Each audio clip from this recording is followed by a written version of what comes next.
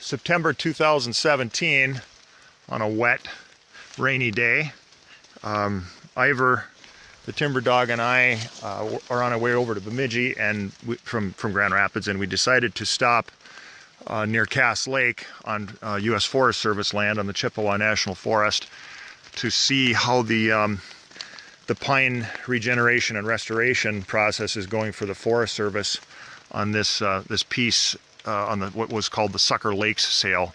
2012, there was a nasty windstorm that many of you will remember here in this area, across a good share of the Grand Rapids Bemidji area. And then by 2013, the Forest Service was busy selling the salvage timber harvests, and we bought into a fair amount of that, and boy, what a project that was. This was just a mess. I have some pictures of that I'll try to insert here. But anyway, I was very curious how the regeneration would go. The Forest Service planted white pine and maybe some red pine. I was really curious how the natural regeneration would go. But anyway, here's a good example of it. There's a red pine planted and bud capped, but look at all of this 4 years later from the harvest time.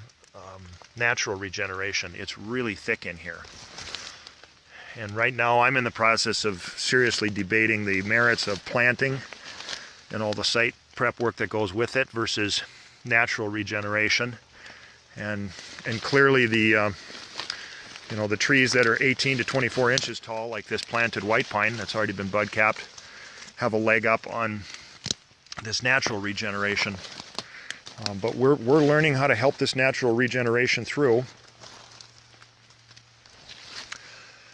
And I think maybe for us the answer is to continue to work hard to get the natural and just come back and plant on a supplemental basis. Either way, I think that this has to be treated with a brush saw. Even though these planted are doing pretty well in this opening. I mean, this was our main landing on this block, so there was some opening here, and these trees have grown pretty quickly and might get ahead of this nasty competition. But there's just a ton of brush in here that really needs to go. So I'm gonna talk to the Forest Service and see what their plan is in here and what they're thinking that they're going to do. But anyway, I thought I would share that with you. We're trying to do a good job of following up, and we're not practicing walk-away forestry. And even when it's not our land, we care. And I'm certainly glad that the Forest Service cares. They've made a big investment here, and I'm tickled that they are. This effort on multiple fronts for long-lived conifer restoration or maintenance in the landscape, because that's what this is. This was primarily mature white pine and red pine. But anyway, so they're maintaining this site in this rather than letting it succeed to something else.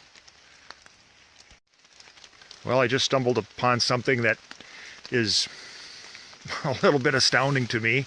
I had noticed this red oak natural regeneration in here.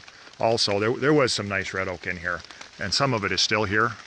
Some of it had to go from the windstorm too, but other than my dad and me, and I believe I was the first to ever do it, I've never seen a paper bud cap on a red oak tree, and there is one right there, and it was highly successful. Look at the quality of that tree, and look at the growth this year. And that is our paper bud capping method for oak. I have to believe that we inspired some of that, and in the year following my father's death, there's been lots of talk about how he inspired the white pine, and I guess I want to feel just a little bit good about having maybe begun the process of looking at quality oak regen too, and tending, and that's a part of it. That's a really good tree. So that was natural, of course, and there's a natural white pine right down there at the bottom of it. And a really small white pine there. and there. Well, if you leave enough white pine, like they did here, you know, all we took were the downed trees and the substantially damaged trees and left the rest. You leave enough of a seed source and you'll get the natural regen. It might take a couple years, and then you're going to have competition. And they're going to have to manage the competition, and in our equivalent sites we have to manage this competition. I don't really want to do it through herbicide. I want to do it through manual brush saw work. And if you get enough regen, you've got an abundance of regen, then when it's time to continue to thin this shelter wood, you're going to do some damage, but there's plenty to work with. And you know, they're putting tremendous growth now on this remaining shelter wood. So that isn't just a placeholder. That's, you know, that's growing value. More on the white pine than on the red pine. These red pine really slow down, but these white pine are responding now to the natural thinning that happened. And good example of a natural disturbance, because this probably wouldn't have been logged, at least not in this time frame, had that wind not come through.